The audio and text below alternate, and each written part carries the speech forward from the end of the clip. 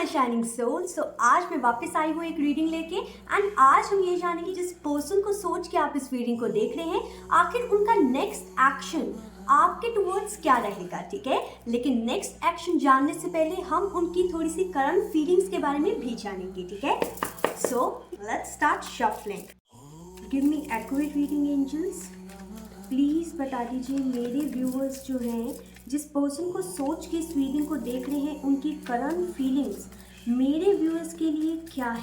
Please help me out. Give me accurate reading angels. Give me card one by one. Please help me out. Okay, the wheel of fortune, ठीक है। Give me card one by one angels. Seven of cups,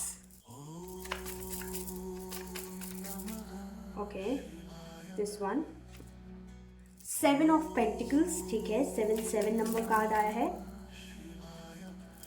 king of cups, okay, I will take one more card for their current feelings and then I will talk about their next action, ठीक है।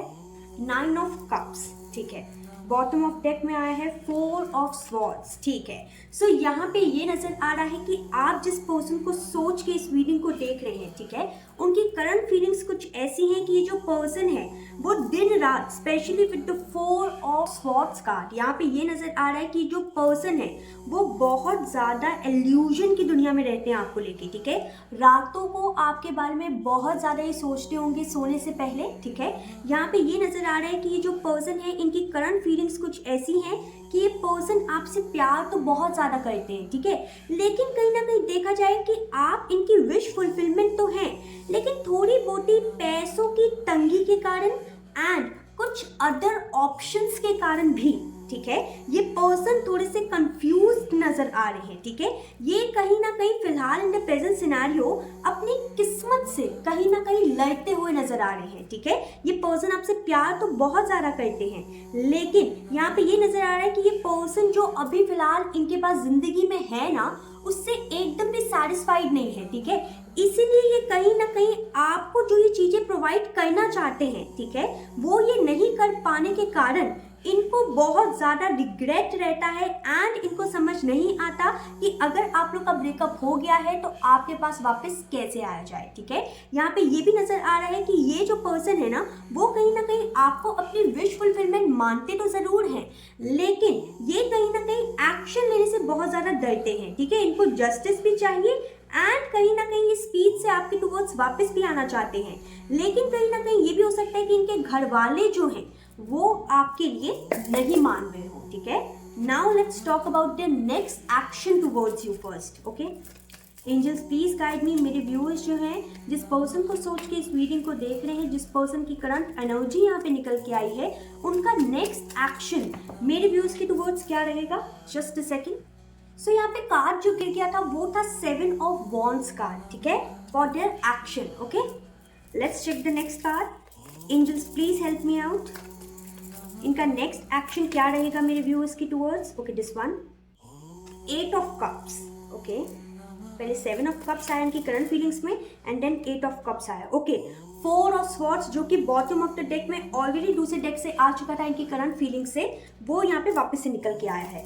Let me check the next card. Angels please बताइए इनका next action मेरे viewers के towards क्या रहेगा।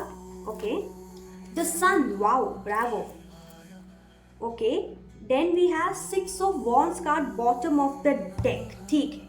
सो यहाँ पे ये नज़र आ रहा है कि जो पर्सन है, जैसा कि मैंने कहा ही कि ये जो पर्सन है वो आपको बहुत ज़्यादा प्यार करते हैं, ठीक है, लेकिन कहीं ना कहीं स्पेशली दूसरे ऑप्शंस में थोड़े से कंफ्यूज हैं एंड दूसरे ऑप्शंस में भी अगर कंफ्यूज नहीं है, अगर ये आपका सिनेरियो नहीं है, तो ये जो पर्सन है वो अपने फाइनेंसेस के कारण, ठीक है, रुके हुए हैं आपके टुवर्ड्स एक्शन लेने से, ठीक है।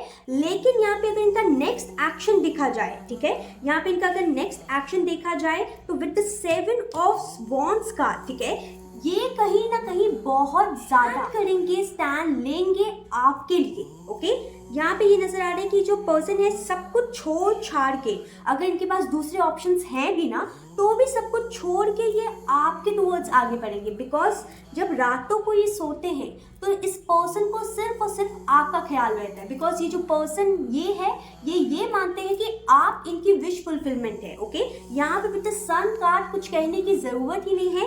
ये जो पर्सन है इनका नेक्स्ट एक्शन जो है वो आपके टुवर्ड्स आपको हमेशा हमेशा के लिए, ठीक है, मैरिज के लिए प्रपोज करना होगा, कमिटमेंट देना होगा, या फिर फैमिलीज को इन्वॉल्व करके शादी या एंगेजमेंट करना होगा। ठीक है, इनका नेक्स्ट एक्शन यही रहेगा। ओके, यहाँ पे ये नजर आ रहा है कि जो पर्सन है चाहते हैं कि आप दोनों के बीच की जो स्टक एनर्जी है ना विद द हैंगमैन, इससे कहीं ना कहीं ये बाहर निकले एंड स्पीड से आपके टुवर्ड्स आए। ठीक है, यहाँ पे with the death card also they want a renewal and rebirth in this relationship. ठीक है, ये कहीं ना कहीं चाहते हैं कि आप लोग के बीच में स्टेबिलिटी, सिक्योरिटी, एक सॉलिड फाउंडेशन को वो क्रिएट करें। ठीक है, यहाँ पे 90% लोग के लिए ये जो पर्सन है वो एक्शन इसलिए नहीं ले रहे आपके towards just cause of their career and finances.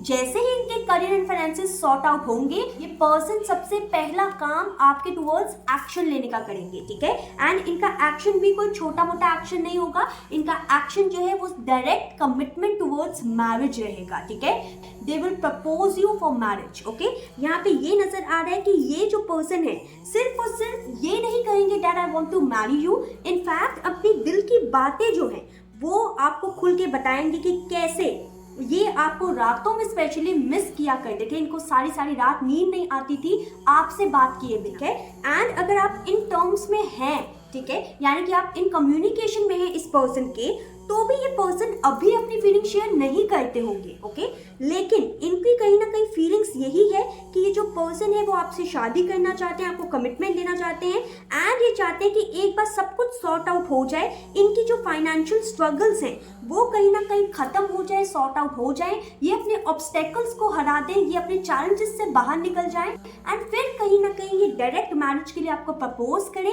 Because ये कहीं ना कहीं बिल्कुल भी वेट नहीं करना चाहते। और ठीक है, ये सिर्फ और सिर्फ एक चीज का वेट कर रहे हैं, वो है इनके मैरिज का आपसे। ठीक है, एंड वो मैरिज जो है वो तभी हो पाएगी जब इनकी नजर में इनके करियर एंड फाइनेंसेस जो है वो सॉर्ट आउट होगा। ठीक है, let's check their messages towards you. Okay,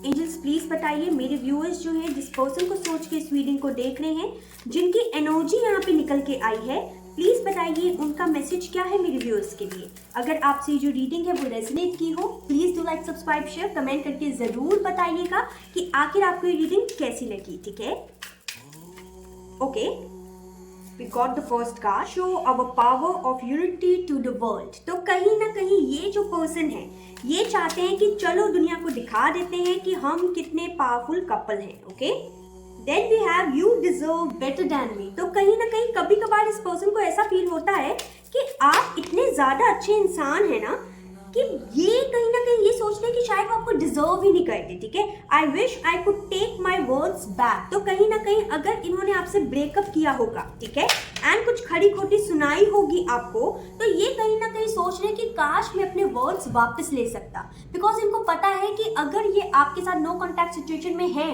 तो कितने ज्यादा बुरे तरीके से ये आपको मिस कर रहे हैं, मतलब कैसे दिन गुजार रहे हैं ये आपके बिना, ये सिर्फ और सिर्फ इनको ही पता है। ठीक है, इसलिए कहीं ना कहीं ये बहुत ज्यादा रिग्रेट करते हैं। Okay, I feel guilty for doubting on you.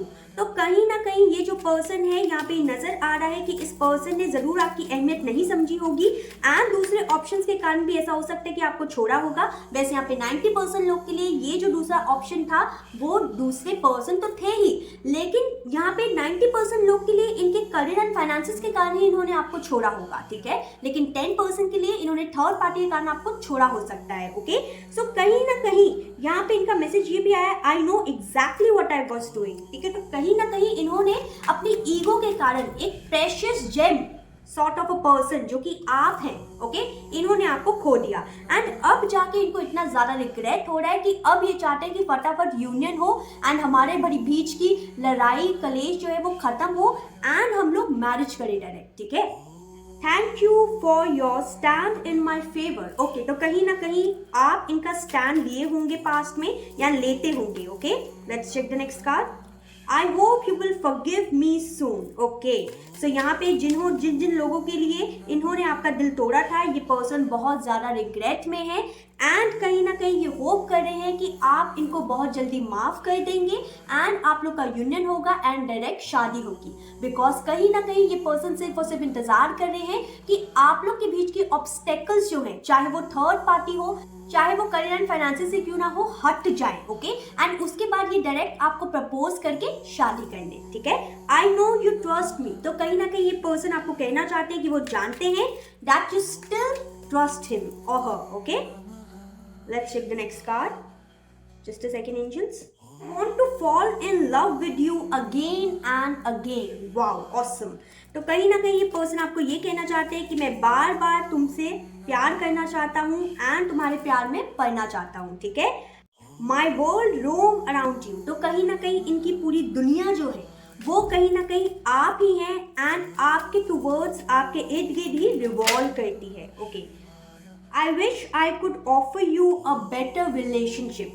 तो कहीं ना कहीं इस पर्सन को रिग्रेट हो रहा है कि पता नहीं क्यों मैंने ऐसा क्यों किया कि मैं तुमको एक बेटर रिलेशनशिप नहीं दे पाया या नहीं दे पाई. ठीक है, तो कहीं ना कहीं ये जो पर्सन है पहले बहुत ज़्यादा सोचते थे कि मैंने ऐसा क्यों किया एंड मतलब इन्होंने कमिटमेंट क्यों नहीं दी, ये थर्ड पार्टी के सिचुएशन में क्यों चले गए, या आप लोग के बीच में करियर एंड फाइनेंसिस के ऑब्स्टेकल जो है वो क्यों आ गए. लेकिन अब इनको ऐसा लगता है कि अब ये कुछ कर सकते हैं नहीं. राइट, अब ये सिर्फ और सिर्फ प्रार्थना करते हैं एंजल से, या जिस भी डिवाइन एंटिटी को ये मानते हैं उनको प्रार्थना करते होंगे कि प्लीज़ आप तो उनके बीच के हर्डल्स जो है सॉरी, आप दोनों के बीच के हर्डल्स जो हैं वो खत्म कर दें. ओके, ताकि आपके पास आ सके एंड आपको मैरिज के लिए प्रपोज कर सके एंड आपको बता सके कि कितना ज़्यादा पल पल इन्होंने आपको बहुत ज़्यादा याद किया है एंड इन्होंने कैसा सॉर्ट ऑफ जेम पर्सन जो है वो खोया है अपनी लाइफ में. ठीक है, किसी को खोने के बाद ही पता चलती है उसकी कदर. ये कहावत जो है ये इनके ऊपर एकदम लागू करती है. ओके, तो इन्होंने कहीं ना कहीं चाहे आपको खोया हो, ओके, लेकिन फिर भी इनको अब ये रिग्रेट है कि अब मैं किस मुंह से वापस आऊं, कैसे वापस आऊं एंड कैसे प्रपोज करूं ताकि ये हमेशा हमेशा के लिए हम लोग साथ हो जाए. ठीक है, ताकि हमेशा हमेशा के लिए मेरी हो जाए या मेरा हो जाए एंड कैसे हम दोनों साथ आ सके. ठीक है, so this was a quick and short reading. I hope you loved it. जरूर मुझे कमेंट करके बताइए कि आखिर आपको रीडिंग कैसी लगी. Till then take care, bye.